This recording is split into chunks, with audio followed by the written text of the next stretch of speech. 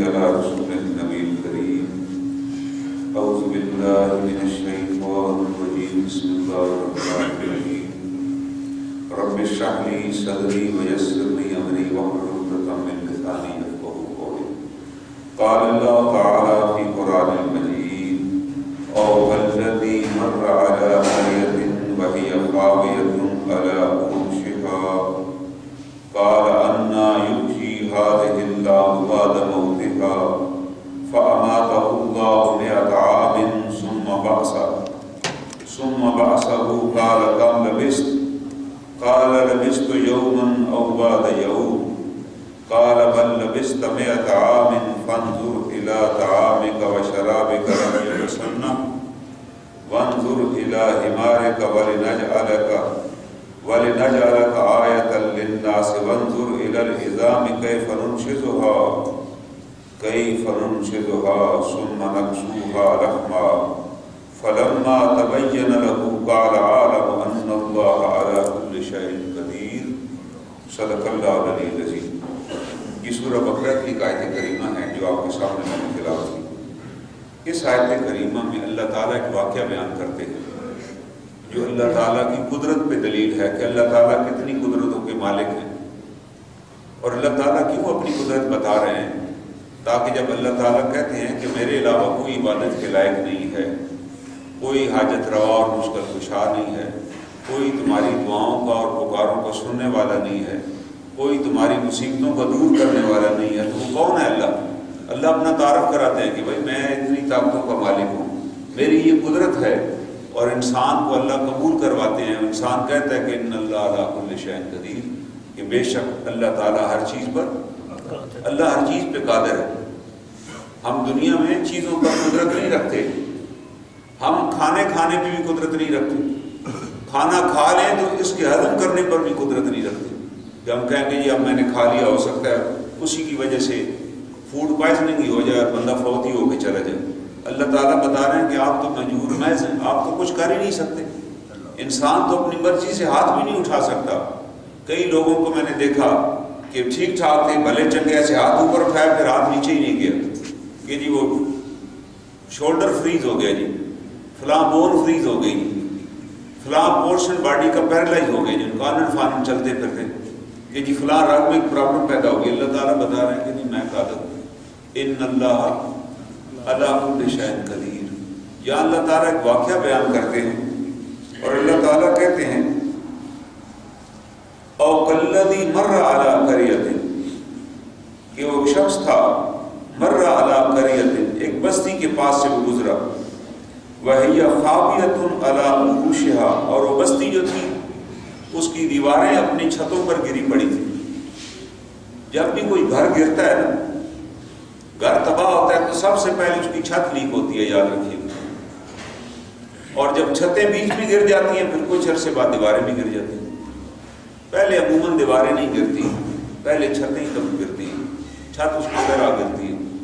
اور پھر یہ بستی کون سی تھی؟ یہ بیت المقدس کی بستی تھی، اور اس زمانے میں یہ 14-15 لاکھ آبادی کا شہر تھا یہ بیت المقدس، جس کے اندر بہت بڑی عبادت گاہ تھی، جس کو جناب سلیمان علیہ السلام نے جنوں کے ذریعے تعمیر کروایا تھا۔ اس کو ہیکل سلیمانی کہتے تھے، دی سینگاگ آف سلیمان۔ یہ جناب حضرت سلیمان علیہ السلام جب بادشاہ تھے انہوں نے اس کی تعمیر شروع کرائی، اور تعمیر شروع رہی۔ قرآن حکیم میں واقعہ آتا ہے کہ بڑے بڑے جن تھے جو پتھر لے کر آتے تھے، اور بڑی عظیم الشان عمارت تعمیر ہو رہی تھی۔ اس عمارت کے تعمیر ہونے کے درمیان میں ہی حضرت سلیمان علیہ السلام کی وفات ہو گئی۔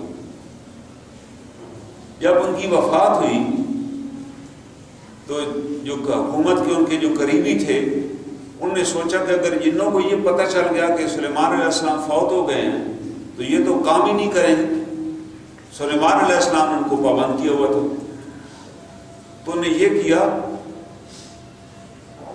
کہ وہ کمرہ جہاں سلیمان علیہ السلام تشریف لاتے تھے دیکھنے کے لیے، ظاہر ہے اس کے سامنے ایک دیوان بنا ہوا تھا بڑا، جس کے اندر ایک بہت بڑا کمرہ تھا جس میں شیشے لگے ہوئے تھے، جس کے اندر سلیمان علیہ السلام آ کر کھڑے ہوتے تھے اور وہاں سے تعمیر کا سارا سلسلہ دیتے تھے، ان کا محل تھا وہ۔ انہوں نے حضرت سلیمان علیہ السلام کے جسد مبارک کو جو فوت ہو چکا تھا وہاں لے آئے اور وہاں کھڑا کر دیا گیا حضرت سلیمان علیہ السلام کو ایک عصا کے سہارے. ایک لکڑی ان کے ہاتھ میں بڑی سی تھما دی گئی اور اس کے سہارے ایسے کر کے انہیں کھڑا کر دیا گیا. اور یہ نبی علیہ السلام جو ہوتے ہیں ان کا جسم بھی معجزہ ہوتا ہے, یاد رکھیے گا. انبیاء علیہ السلام کے جسم کو کوئی جو کیڑا یا کوئی چیز نہیں نقصان پہنچاتی, کوئی مٹی بھی نقصان نہیں پہنچاتی. ان کا جسم مبارک اسی طرح ہی رہتا ہے. انبیاء کے علاوہ شہداء بھی جو ہیں, جو اللہ کی راہ میں شہید ہونے والے, اللہ خود فرما رہے ہیں ان کے جسموں کی بھی حفاظت کرتے ہیں. اور وہ جو اللہ کے اولیاء کرام ہیں جنہوں نے اپنی زندگی بھر رزق حلال کا اہتمام کیا ہوتا ہے نا, اور اللہ کا تقرب ہوتا ہے ان کو اللہ کا, صلی اللہ ان کی بھی حفاظت فرماتے ہیں. اللہ پہ تو کوئی پابندی نہیں, جو جس کو اللہ پسند فرما رہے ہیں اللہ اس کو پسند فرماتے ہیں, جو اللہ کا اطاعت گزار ہو, جو رزق حلال کا اہتمام کرنے والا اللہ اس کی بھی بڑی قدر کرتے ہیں. تو جناب سلیمان علیہ السلام کئی برس تک اسی طرح کھڑے رہے. قرآن میں تفصیل سے واقع ہے. اور وہ جن صبح آتے دیکھتے کہ جناب سلیمان علیہ السلام کھڑے ہوئے, وہ بڑا ذوق و شوق سے کام کرتے, بڑے بڑے پتھر لے آتے. اور جب عمارت تقریباً مکمل ہو گئی, اب اللہ تعالیٰ نے ان کو بتانا چاہا کہ بھائی تم تو کچھ بھی نہیں کر سکتے نا. آج ہم جاتے ہیں کہ جی فلاں پہ جن آتا ہے, اس سے جا کر پوچھتے ہیں جی ہمارے کام کا کیا بنا, پھر جن بتاتا ہے وہاں پر. اللہ تعالیٰ بتا رہے ہیں کہ جنوں کی اتنی عقل نہیں ہے, وہ یہ بھی اندازہ لگا لیتے کہ سلیمان علیہ السلام کئی سال سے فوت ہو چکے. ان کی تدفین بھی نہیں کی تھی ان کے خاندان والوں نے. انہوں نے کہا اسی طرح یار کھڑا رہنے دیں, ہمیں بتانے کی کیا ضرورت ہے کہ سلیمان علیہ السلام فوت ہو گئے, بس مال میں کوئی بندہ نہ جائے.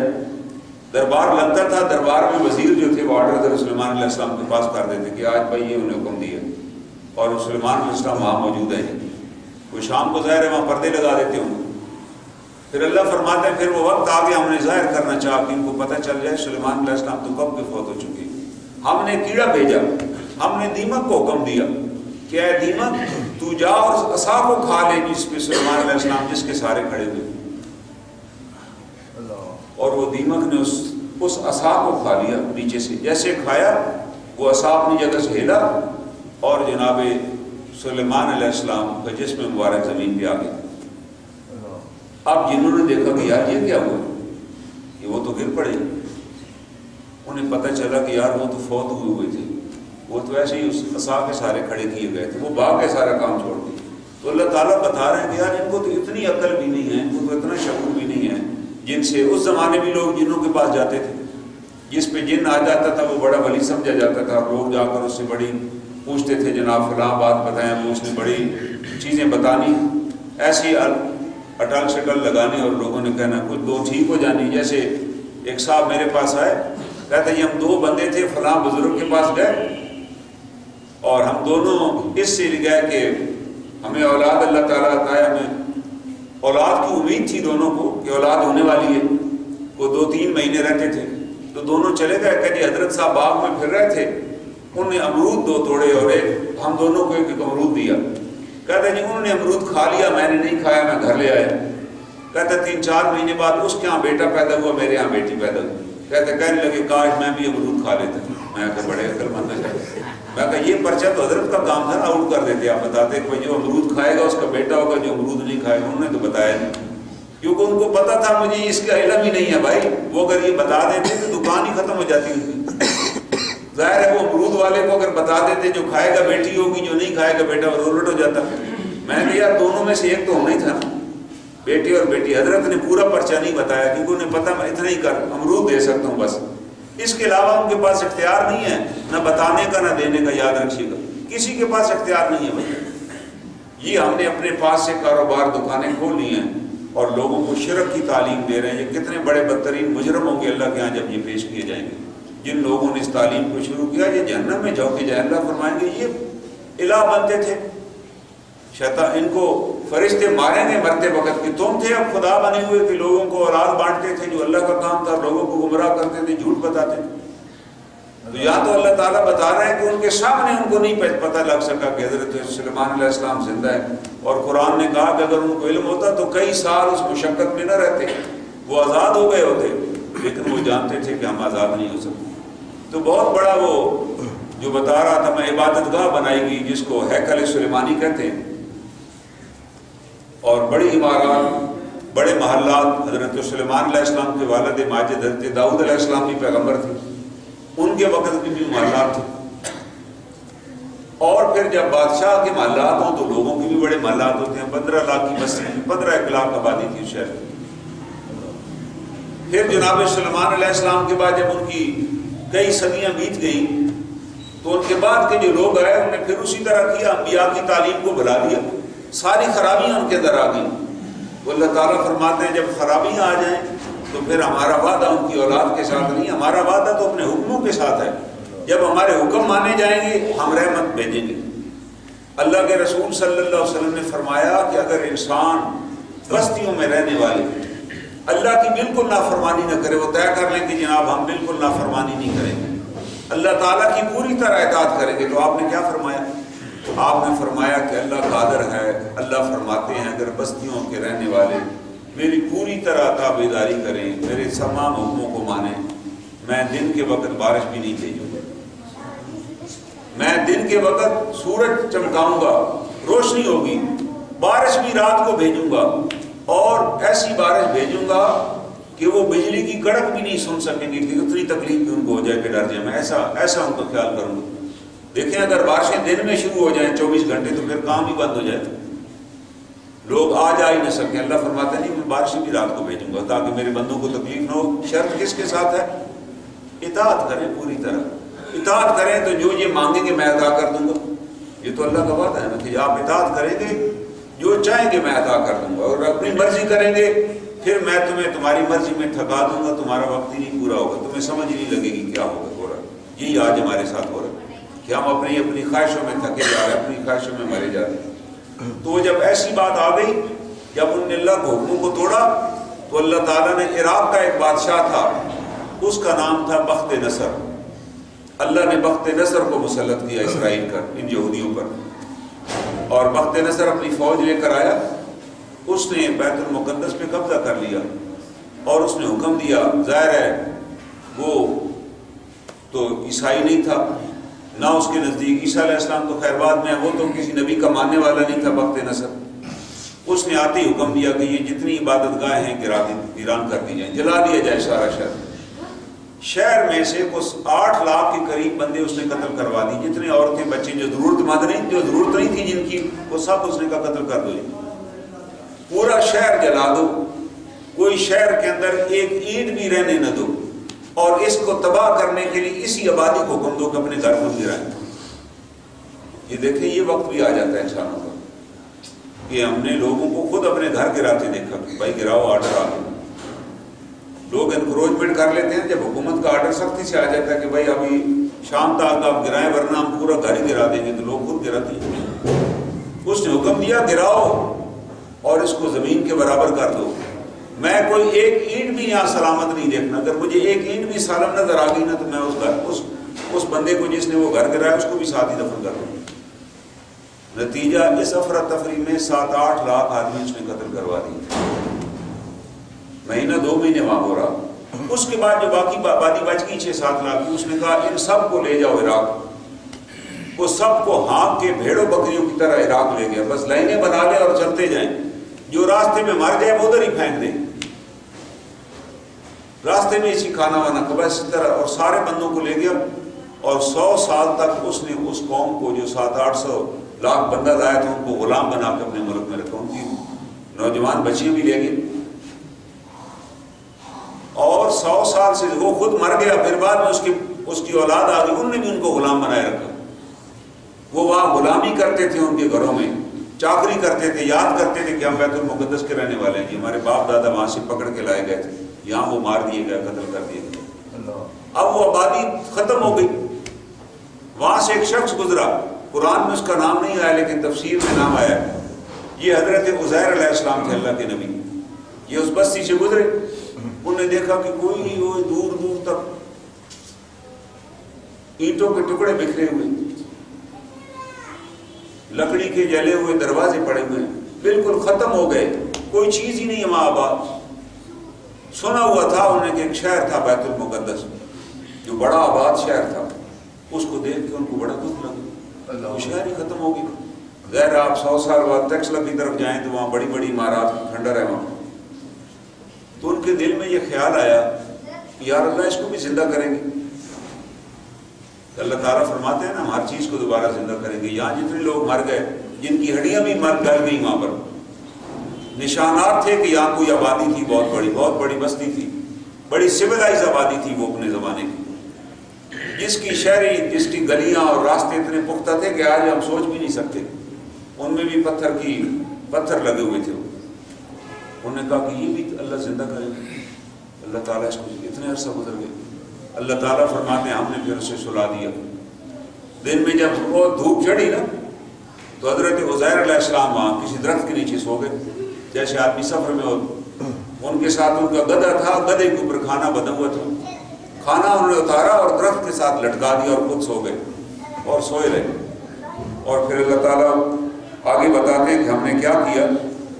قال ان یحیی هذه اللہ بعد موتها، تم نے کہا کہ اللہ تعالیٰ اس موت کے بعد ان کو بھی زندہ کریں گے. اللہ فرماتے فَمَاتَهُ اللَّهُ مِئَةَ عَامٍ ثُمَّ بَعْثَهُ، ہم نے اسے سلا دیا. اور کتنا سلائے رکھا؟ ہم نے 100 سال تک اسے سلائے رکھا. وہ 100 سال سوئے رہے. مِئَةَ عَامٍ، اور اس کے بعد ہم نے انہیں جگایا اور جگا کے پوچھا قال کم لبثت، کہ تم یہاں کتنی دیر ٹھہرے ہو بھائی؟ تو انہوں نے جواب دیا قال لبثت یوما او بعد یوم. ظاہر ہے وہ دن کا وقت تھا جب سوئے تھے. کوئی آدمی دن میں سو جائے اور آپ اسے عصر کے وقت ذرا جگائیں اور پوچھیں بھائی کتنے دیر سوئے ہو، تو وہ اگر گھڑی نہ ہو تو وہ کہہ کہ جی 2 گھنٹے سوئے ہو جی. دھوپ تھی، میں 12-1 بجے تھا سو گیا. آج تو ہم ٹائم بتاتے ہیں نا، اس وقت یہ ٹائم نہیں تھے. اس وقت لوگ یہ بتاتے تھے کہ دن کا کچھ حصہ سویا ہوں جی میں. اور یوم نو بعد یوم کہ جی میں شاید آج سارا دن سویا رہوں یا دن کا کچھ حصہ میں سویا رہوں جی، بس اتنا ہی میں سویا ہوں. جیسی آنکھ کو نکاح. آگے سے کیا جواب ملا اسے؟ اللہ نے فرمایا قال بل لبثت 100 عام، نہیں تم 100 سال سوئے رہے ہو. کیا کہا اسے؟ جناب آپ 100 برس سوئے رہے ہیں. فوراً اپنے لباس کی طرف دیکھا. آپ کسی بندے کو جگائیں اور کہیں بھائی آپ تو پچھلے 10 سال سے سوئے ہوئے، وہ فوراً گرد و پیش کو دیکھیں کہ 10 سال. کئی آدمی ہیں نا کومے میں چلے جاتے ہیں اسپتال میں، 4-4 5-5 دن تو یہاں بھی رہتے ہیں، 10 دن تک رہتے ہیں. ہوش آ جاتا ہے تو پھر وہ باتیں کرتے ہیں اچھا مجھے یاد تو تھا کہ میں موٹر سائیکل پہ تھا، میری گاڑی کو کوئی چیز آ کر لگی، پھر اس کے بعد یاد نہیں ہے. وہ کہتا ہوں اسی کے بعد ہم آپ کو یہاں لائے اور اسی وقت سے آپ کومے میں تھے، اب آپ ہوش میں آ گئے. جو آدمی پہلا وقت کام کر رہا ہوتا ہے نا کومے میں جانے سے پہلے، وہ اسے یاد آ جاتا ہے جب اس کی یادداشت واپس لوٹتی ہے. اللہ نے کہا 100 برس آپ سوئے رہے. اب اللہ تعالیٰ نے بتایا کہ میری قدرت نے دیکھا تو لباس ٹھیک ہے، 100 سال لباس اسی طرح ہے، جسم کے بال بھی اسی طرح ہی ہیں، ناخن بھی اسی طرح ہی ہیں، اس میں کوئی تبدیلی نہیں آئی. ورنہ ایک آدمی 100 برس کھلی جگہ پہ سوئے رہے تو 100 برس تک تو کم از کم 1000 بارشیں ہو چکی ہوں گی. اوپر 1000 دفعہ تو وہاں سے سیلاب گزرے ہوں گے، 1000 دفعہ تو وہاں سے آندھیاں گزری ہوں گی. بندے کی حیت ہی بدل جائے. آپ ایک گاڑی کھڑی رکھیں نا مہینہ سڑک کے کنارے تو مہینے بعد آپ پہچانیں گے نہیں، اس پہ اتنی گرد اور مٹی پڑ چکی ہوگی. اور سال کھڑی رہے تو کباڑیا بھی نہیں لے جائے گا، کیا کہ یار اس میں تو چیز ہی کوئی نہیں بچی، کھڑی کھڑی گل گئی ہے. وہاں تو 100 برس تھا. اور ایک آدمی تو اللہ تعالیٰ فرماتے ہیں انہوں نے اپنے آپ کو دیکھا، حیران ہوں کہ بھائی میری کپڑے بھی اسی طرح ہی ہیں، کوئی تبدیلی نہیں آئی. اب اللہ نے تبدیلی دکھائی. اور تبدیلی کیا دکھائی؟ اللہ تعالیٰ فرماتے ہیں فانظر الی طعامک، آپ اپنے کھانے کو ذرا دیکھیے. فوراً اٹھے اور اپنا کھانا کھولا، کھانا بندہ ہوا ہے. وشرابک، اور وہ جو پانی آپ نے ساتھ لٹکایا تھا مشیزہ اس کو بھی دیکھیے. لم یتسنہ، اس کا ذائقہ بھی نہیں بدلا تھا. انہوں نے دیکھا گھر سے نکلے تھے، کچھ انجیر لے لیے تھے انہوں نے اور کچھ انگور توڑ لیے تھے اور کچھ کھانے کی اور چیزیں تھیں. اسی طرح انگور بھی تر و تازہ تھے، انجیر بھی تر و تازہ. انجیر بھی خراب ہو جاتا ہے اگر تازہ انجیر درخت سے اتارا جائے 2 دن بند رکھا جائے تو گل جاتا ہے، وہ بھی تازہ. کھانا بھی ٹھیک تھا. لم یتسنہ، پانی کو دیکھا وہ بھی تر و تازہ جیسے ابھی بھر کے لائے ہوئے، کیونکہ اللہ نے حکم دے دیا تھا نا کہ یہ چیزیں کو کچھ نہیں ہونا. یہ جو چیزیں ہیں نا جو عزیر علیہ السلام ان کا کھانا، اس کو کچھ نہیں ہوگا، اس پہ ٹائم سکیل لگ گیا کہ بھائی یہ اسی طرح رہے گا. اللہ کا حکم آ گیا. کون اسی حالت میں رہے گا، وہ اسی حالت میں رہے گا۔ اب اللہ تعالیٰ نے کہا اب دیکھیے، اب کس کی طرف دیکھیے، وانظر الی حمارک، اب آپ اپنے گدھے کی طرف دیکھیے۔ گدھا تو کئی دن بندہ رہتا ہے نا، کھانا تو خراب ہو جاتا ہے، آج آپ رکھیں گرمیوں کا عام سیزن ہو تو باہر پڑا ہو کھانا دوسرے دن خراب ہو جاتا ہے، وہ تو خراب نہیں ہوا۔ گدھے کی طرف دیکھیے، وانظر الی حمارک وَلِنَجْعَلَكَ آیَةً لِلنَّاسِ وَانظُرْ إِلَى الْعِظَامِ۔ اللہ فرماتے ہیں کہ ہم تمہیں ایک نشانی بنائیں گے لوگوں کے لیے، اے عزیر ہم آپ کو ایک نشانی بنا دیں گے لوگوں کے لیے، اس لیے ہم نے اب دیکھو اپنے گدھے کی طرف، تو ادھر دیکھا تو ہڈیاں بکھری پڑی تھیں، ہڈیاں بکھر کے گل گئی تھیں اس گدھے کی۔ ان ہڈیوں سے اندازہ ہوتا تھا کسی جانور کی ہڈی، ظاہر 100 سال وہ جانور ادھر ہی گل سڑ جائے تو کیا ہڈیوں کے ٹکڑے ہوں گے، چورا ہو گئے تھے، بنشان تھا، پتہ لگتا تھا کہ کسی جانور کی ہڈیاں ہیں، بڑے جانور۔ اور وہ اللہ فرماتے ہیں کیف، اب دیکھو وانظر الی العظام، اس کی ہڈیاں دیکھو، کیف ننشزها، ان کو ہم کیسے جمع کرتے ہیں، ثم نکسوها لحما، اور دیکھو اس کے اوپر ہم کیسے گوشت چڑھاتے ہیں۔ اللہ نے حکم دیا تو ہڈیاں جمع ہو گئی، اور آنن فانن وہ گدھا کھڑا ہو گیا، ڈھانچہ کھڑا ہو گیا، پھر آنن فانن اس کے اوپر گوشت چڑھنا شروع ہوا، اور حضرت عزیر علیہ السلام کے سامنے ہی وہ گدھا بولنا شروع ہو گیا، گدھا اپنی آواز میں ہنہنانا شروع ہو گیا۔ اللہ تعالیٰ نے دکھایا کہ تم کہتے تھے میں کیسے زندہ کرتا ہوں، تو ہم آپ کو دکھا دیتے ہیں کیسے زندہ کرتے ہیں، اور اللہ نے ایک نشانی بنا دی۔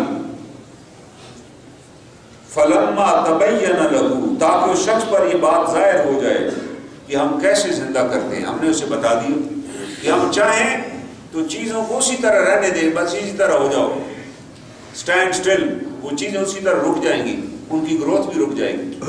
آپ کتنے بندوں کو دیکھتے ہیں، آپ کہتے ہیں کہ یار یہ میرا کلاس فیلو ہے، وہ کہتا ہے جی ان کی عمر بھی 65 سال ہے اور میری عمر بھی 65 سال ہے، اس کے اوپر کو بڑھاپے کے آثار ہی نہیں آئے ہوتے، جبکہ دوسرا بندہ ہے وہ بڑا چہرہ بوڑھا ہو چکا ہوتا ہے، اسی ماحول میں پلے بڑے، وہ کہتا ہے بس یہ لگتے نہیں ہیں جی آپ کے بھائی ہیں، یہ آپ سے بڑے لگتے ہیں جی، آپ کیسے کہتے ہیں میں بڑا۔ اللہ تعالیٰ بتا رہے ہیں کہ یہ تو ہمارے اختیار میں ہے نا، یہ تو ہمارے اختیار میں ہے، جس کو جب بڑھاپا جس پر طاری کر لیں، جس کو جب اس عمر کی طرف لے جائیں جس کو نبی کریم صلی اللہ علیہ وسلم نے فرمایا کہ وہ عمر جس کو بیکار عمر کہتے ہیں، جب انسان اپنے سہارے سے کچھ بھی نہیں کر سکتا، دوسروں کے سہارے پہ آ جاتا ہے۔ اللہ کے رسول صلی اللہ علیہ وسلم نے اس عمر سے بھی پناہ مانگی، اللہ تعالیٰ مجھے اس عمر سے پناہ دینا جب میں کسی پر بوجھ بن جاؤں۔ یہ کس نے دعا مانگ، ہمیں بھی دعا مانگنی چاہیے کہ اللہ تعالیٰ ہمیں دنیا سے چلتا پھرتا لے جائیں، کسی پہ بوجھ نہ بنائیں۔ تو یہاں ہم نے دیکھا کہ دیکھو بھائی، ہم نے آپ کے کھانے پر بھی اثر انداز کسی چیز کو نہیں ہونے دیا، آپ کے پانی پر بھی کسی چیز کو اثر انداز نہیں ہونے دیا، لیکن ہم نے گدھے پر وہ ٹائم فریم نافذ کر دیا، وہ 100 سال کا ٹائم، آپ دیکھ لو 100 سال میں اس کا کیا سے کیا بن گیا۔ اب ہم اس کو کیسے زندہ کرتے ہیں، اللہ نے زندہ کر دیا۔ اور جب یہ ساری چیزیں ان کے سامنے ہو گئیں، قال اعلم، تو وہ کہنے لگے ہاں میں جان گیا، ہاں میں جانتا ہوں۔ عالم کا مطلب ہے میں جان گیا، میں جانتا ہوں، مجھے یقین آ گیا، میں یقین رکھتا ہوں، ان اللہ، بے شک اللہ، علی کل شیء قدیر، اللہ ہر چیز پر قادر ہے۔ اللہ تعالیٰ نے بتا دیا ہم ہر چیز پر قادر ہے۔ آج آپ اپنے اوون کے اندر کھانا رکھتے ہیں گرم کرنے کے لیے، بٹن دباتے ہیں، کھانا نکالتے ہیں، برتن کو ہاتھ سے پکڑ کے، آپ برتن نہیں گرم ہوتا، نوٹ کیا کبھی آپ نے؟ برتن گرم نہیں ہوتا لیکن کھانا اندر ابل رہا ہوتا ہے۔ اللہ تعالیٰ بتا رہے ہیں کہ یہ تو ہم نے تمہیں بھی سائنس ایک دے دی ہے کہ تم بھی اپنی عقل سے تم نے ایک مشین بنائی جس میں برتن کو کچھ نہیں ہوتا مگر کھانا ابل جاتا ہے۔ تو تم کیا سمجھتے ہو کہ تمہارا رب یہ طاقت نہیں رکھتا کہ ایک کے اوپر ٹائم نافذ ہو جائے اور ایک کے اوپر ٹائم نافذ نہ ہو؟ جناب نبی کریم صلی اللہ علیہ وسلم نے جب معراج کا واقعہ بیان فرمایا اور کہا کہ میں ایک رات میں اللہ مجھے یہاں سے مسجد اقصیٰ میں لے گئے، اقصیٰ مطلب کا مطلب ہے دور دراز مسجد میں جو ہزاروں میل تھی وہاں سے، پھر وہاں سے مجھے آسمانی دنیا کی اللہ نے سیر کروائی، پھر اللہ نے مجھے جنت اور دوزخ دکھائی، پھر میں نے 7 آسمان دیکھے، میری جناب انبیاء علیہ السلام سے ملاقاتیں، پھر میں وہاں سے واپس آیا۔ جب میں واپس آیا تو اس دروازے کی کنڈی جو تھی ہل رہی تھی، ظاہر جب نکلے، جب آپ گھر سے نکلتے ہیں تو کنڈی ہلتی ہے، آپ نے کہا بس واپس آیا تھا بھی ہل رہی تھی، میں پہنچ گیا۔ اب وہ بڑے حیران ہوئے، بڑے نعرے شور مچایا ہم نے کہ یار دیکھو عجیب و غریب بات، کہتے ہیں کنڈی ہل رہی تھی اور جہاں میں نے وضو کیا تھا وہ پانی ابھی بہہ ہی رہا تھا وہاں پر، یعنی ابھی پانی وہاں سے باہر نہیں نکلا تھا اس کمرے سے جہاں میں نے وضو کیا، وہ پانی ادھر ہی تھا، ابھی جا رہا تھا، اتنی دیر میں واپس آ گیا میں۔ انہوں نے کہا یار دیکھو ایسی عجیب بات، اور فوراً وہ دوڑے حضرت ابوبکر صدیق کو ملے اور اس کو ابو جہل نے کہا کہ پتہ ہے آج تمہارے دوست نے کیا بات کی؟ انہوں نے کیا بات؟ وہ کہتے ہیں جی ایک رات کے لمحے میں یہاں سے گیا اور واپس آ گیا، اور میں نے 7 آسمانوں کی سیر بھی کر لی، بیت المقدس بھی میں ہوا ہے۔ اس نے کہا بخدا اگر انہوں نے کہا ہے تو پھر درست کہا ہوگا۔ یہ ہے وہ مقام جہاں پر انہیں صدیق اکبر کا خطاب دیا گیا کہ صدیق اکبر ہے کہ سچائی کی۔ انہوں نے کہا آپ نے اگر کہہ دیا تو بالکل حق اور سچ ہے، اس میں سوچنے کی بات ہی نہیں ہے دوسری۔ تو قرآن حکیم تو ان باتوں سے بھرا پڑا ہے، اللہ تعالیٰ نے تو سارے واقعات بتا دیے۔ ان اللہ کل شیء، اللہ کہتے ہیں آپ اپنے اندر غور کریں، آپ اپنے اندر غور کریں، آپ کو پتہ چل جائے گا اللہ کتنی قدرتوں کے مالک ہیں۔ اللہ نے تمہارا کس طریقے سے جسم تخلیق کیا، تمہیں جب بھوک لگتی ہے تمہیں محسوس ہو جاتا ہے کہ جی مجھے بھوک لگی ہوئی، تمہارے سامنے کھانا آتا ہے تم کھا لیتے ہو، تمہیں پتہ نہیں ہوتا ہم ہضم کیسے کرتے ہیں، اس کے اندر ہم نے کیا نظام بنایا ہوا، تم دانتوں سے چباتے ہو اور دانت زبان کے اندر اور منہ کے اندر ایک زبان بھی ہے، وہ بھی بار بار ہل جل رہی ہے، وہ نہیں کٹتی۔ کہ کبھی باتوں کے دوران زبان نیچے آ جائے، اللہ بتا رہے ہیں کہ اگر میں کچلنا چاہوں تو اس کو بھی ساتھ کچل دوں، لیکن نہیں، ہم نے ایک نظام بنا دیا، اس نظام کے تحت تمہاری کائنات چلا رہے ہیں، تمہاری یہ پوری کائنات ہے اندر، جتنی میں نے باہر کائنات بنائی ہے اتنی ہر بندے کو ایک میں نے کائنات دی ہے، جس کے اندر اس کی کڈنیز بھی ہیں، اس کے گردے ہیں، جس کے اندر لاکھوں چھاننیاں لگی ہوئی ہیں جو اس کا سارا خون صاف کر دیتی ہے، اس کو پتہ ہی نہیں چلتا۔ اگر آپ ڈائلیسس خدا نہ خواستہ کسی کو کروانا پڑے تو اس سے پوچھیے کہ ایک دفعہ جو خون صاف ہوتا ہے ڈائلیسس کا تو کتنے دن مریض کے اوپر وہ کیفیت طاری رہتی ہے، اس میں سکت ہی نہیں ہوتی، اور کتنی تکلیف اور کتنا خرچہ اور کتنی مصیبت۔ اللہ فرماتے ہیں ہم دن میں کتنی دفعہ تیرا ڈائلیسس کر دیتے ہیں تمہیں خبر ہی نہیں ہوتی، تیری کڈنیز میں سے خون نکل کے آ رہا ہے اور جو وافر مادہ ہے وہ کسی اور شکل میں ہم اس کو باہر نکال رہے ہیں۔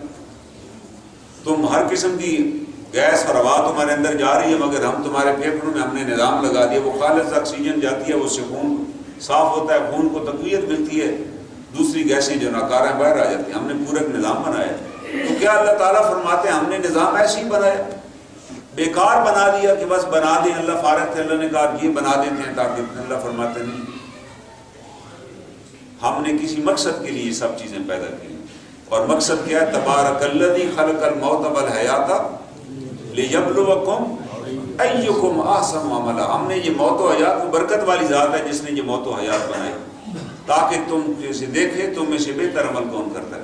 اگر اللہ موت ہی نہ بناتے، اللہ کا کتنا احسان ہے، اللہ نے موت بنائی، اللہ کی بہت بڑی نعمتوں میں سے ایک نعمت ہے موت۔ اگر یہ موت نہ ہوتی تو میں تو آج مسجد ہی نہ آ سکتا۔ میں کہتا جی میرے گھر میں میرے پردادا سی کے بھی پردادا آرام فرما رہے ہیں، ان کو بھی ہم نے جی کھانا کھلانا ہوتا۔ میرے گھر میں تو جناب 5000 بندے ہیں جو فوت ہی نہیں ہوئے، ان سب کی ہم نے دیکھ بھال کرنی ہوتی، آگے نسل چل رہی ہے، پیچھے فوت ہی کوئی نہیں ہو رہا۔ اور آدمی اگر فوت نہ ہو تو پھر لوگ کہتے ہیں جی دعا فرمائے اللہ ان کے لیے آسانی فرمائے۔ یہ کب ہم کہتے ہیں اللہ آسانی فرمائے؟ جب ہم سمجھ جاتے ہیں کہ یار ان کی بیماری اب لوٹے گی، پلٹے گی نہیں، اب یہ دنیا سے گزر جائیں گے اور بڑی تکلیف میں ہیں، اب بہتر یہ ہے کہ دنیا سے چلے جائیں۔ حضرت عبداللہ بن عباس فرماتے ہیں کہ یہ بات میں نے ایک بدو سے سیکھی، بہت بڑے عالم ہیں عبداللہ بن عباس، قرآن کے مفسر ہیں، ان کے والد فوت ہو گئے حضرت عباس، والد سے بڑی محبت تھی، اور ظاہر ہے جب والد جب وہ روئیں، جب بھی والد یاد آئے ادھر ہی بیٹھے ہوئے کوئی کام ہی نہیں کر رہے، ایک بدو آ گیا، اس نے کہا مجھے بات سنائیں جناب، آپ کے والد صاحب واقعی بیمار تھے؟ انہوں نے کہا یار بڑے بیمار تھے۔ کہتے تکلیف میں ہوں گے بیچارے؟ کہتے ہاں تکلیف میں تھے۔ کہتے پھر آپ نے ان کی تکلیف دور کر لی؟ کہتے یار کمال کی بات کرتے ہو، میں کوئی کسی تکلیف دور کر سکتا ہوں؟ والد سے بیمار ایک بندہ ہو، اس کو بڑی شدت کی تکلیف ہو، دور کر سکتے ہو؟ کہتا میں تو دور نہیں کر سکتا تھا۔ کہتے پھر دور کر لی تم نے؟ کہتا میں نہیں کر سکتا تھا۔ کہتا آپ کدھر ہیں؟ کہتا اللہ کے پاس چلے گئے۔ تو کہتا اب وہاں انہیں کوئی تکلیف ہے؟ کہتا نہیں اب وہاں کوئی تکلیف نہیں ہے۔ جب لے جا رہے تھے تو خاموش تھے یا اس وقت بھی آیا ہے؟ کہتا نہیں بالکل خاموش تھے۔ کہتا پھر تیرے سے بہتر جگہ چلے گئے، تو کس لیے روتا بیٹھا؟ کہتا تیرے سے تو پھر بہتر جگہ چلے گئے نا، جہاں آرام سے تو ہیں اب، تو وہ آرام انہیں نہیں پہنچا سکا اپنی زندگی میں جس آرام میں اللہ نے اب انہیں رکھ دیا. کہنے لگے میں آرام سے ہو کے بیٹھ کے میں نے کہا یار جی اللہ تیرا شکر ہے، اے اللہ تیرا شکر ہے تو بیماروں کی بیماری کو ختم کرنے والا ہے. اللہ جانتے ہیں کہ اب میرا بندہ اس بیماری کی مزید شدت برداشت نہیں کر سکتا. اللہ اس کو پاک کر دیتے ہیں گناہوں سے. بیماری انسان کو گناہوں سے پاک کر دیتی ہے، اللہ پاک کر کے اپنے پاس بلا لیتے ہیں. ہم سب نے ایک طرف اس کی جانے. تو موت ایک نعمت ہے اللہ تعالیٰ کی. تو اللہ تعالیٰ فرماتے ہیں یہ موت ایک دروازہ ہے، اس میں سے تم نے گزر کے ہمارے پاس آنا ہے. لیکن ہمیں بھیجا کس لیے گیا؟ وما خلقنا السماوات والارض وما بینہما الا بالحق ولکن اکثر الناس لا یعلمون. اللہ فرماتے ہیں ہم نے ایک مقصد کے لیے اس کو پیدا کیا ہے، لیکن اکثر لوگ نہیں جانتے. مقصد کیا ہے؟ لِيَبْلُوَكُمْ أَيُّكُمْ أَحْسَنُ عَمَلًا، کہ ہم اپنے اعمال کو درست کریں. اس دنیا میں ہمیں اللہ نے بھیجا ہے کہ ہم اپنے اعمال کو درست کریں. چاہے ہم 100 برس بھی دنیا میں زندہ رہیں، 100 برس آرام کرتے رہیں، پھر بھی ایک دن ہم نے مرنا ہے اور اللہ کے حضور پیش کر دیے جانا. اور اس وقت ہمارے اعمال سامنے آ جائیں گی. کسی کا ہم نے حق مارا ہوگا، ہمیں اپنی نیکیاں دینی پڑیں گی. کسی کے ساتھ زیادتی کی ہوگی، اس کا ہمیں بدلہ دینا پڑے گا. کسی کی ہم نے غیبت کی ہوگی، اس کی ہمیں سزا بھگتنی ہوگی. کسی پہ ہم نے بہتان باندھا ہوگا، وہاں اور کوئی بدلہ نہیں ہوگا. جو بندہ کہے جی چلیں آج دنیا میں تو آپ کسی کو ساتھ لے کے چل پڑتے ہیں کہ چلیں جی میرے ساتھ، یا آپ کہتے ہیں کوئی بات نہیں اس کا نقصان ہوا ہے، میرے پاس اللہ کا بڑا فضل ہے، ہم اس کا نقصان پورا کر دیں گے. وہاں اللہ کا جو فضل ہے وہ نیکیوں کی صورت میں ہوگا، اور وہ نیکیاں آپ ادا کر بیٹھیں گے تو آپ کے پلے کچھ بھی نہیں بچے گا. پھر دوسروں کے گناہ آپ پر لادے جائیں گے. تو اللہ تعالیٰ ہمیں بتا رہے ہیں کہ بھائی اس دنیا میں آپ ایک مہمان کے طور پہ آئے ہیں، ایک مسافر کے طور پہ آپ نے زندگی گزارنی ہے، اور واپس آ کر آپ نے مجھے حساب دینا ہے. اور اس رب کریم کو حساب دینا ہے جو ایک ایک قطرے کا حساب رکھنے والی. ایک عام دنیا کے انکم ٹیکس والے کو حساب ہم دینا ہو نا، سال کا انکم ٹیکس ریٹرن دینی ہو تو وہ بھی کئی دن نیند نہیں آتی کہ کہیں اماؤنٹ ہی اوپر نیچے نہ ہو جائے. تو یہاں تو رب ذوالجلال کو حساب دینا ہے پوری زندگی کا، اس تمام نعمتوں کا جس کے بارے میں اللہ تعالیٰ فرماتا ہے فَإِن تَعُدُّوا نِعْمَتَ اللَّهِ لَا تُحْصُوهَا، اگر تم میری نعمتوں کو گننا چاہو تو شمار نہ کر سکو گے. اللہ تعالیٰ سے دعا ہے اللہ تعالیٰ ہمیں ان آیات کی معرفت نصیب فرمائے. وآخر دعوانا الحمدللہ.